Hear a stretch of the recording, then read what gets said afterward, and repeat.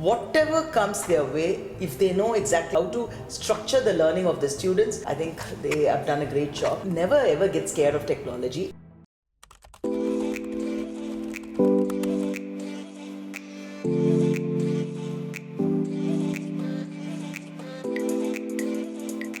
As a faculty, what should I look into? Because when you do collaborative assessments, there is an informal learning that they get from their peers. How do I create the rubric in such a way that my ultimate goal should be on making the students to learn something rather than assessing the individual whether they have learned it or not? We need to see whether they have learned it from their peers or somebody. So what sort of rubric needs to be? I think it's a very good question that you've asked, because today people are speaking about how do I have LLM-resistant assessment.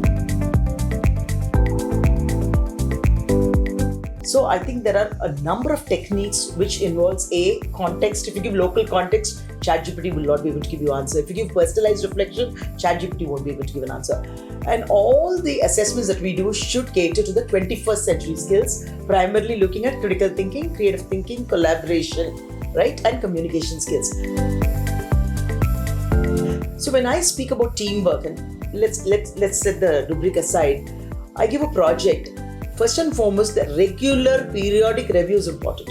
In a periodic review, particularly if I do an oral interview with each child, I will know to what extent has he contributed in the team. Yes. Number one. Number two, faculty can also go and do an informal observation of how the project is going. Ask surprise tests, surprise visits. So for all this, you should set a component in your rubric.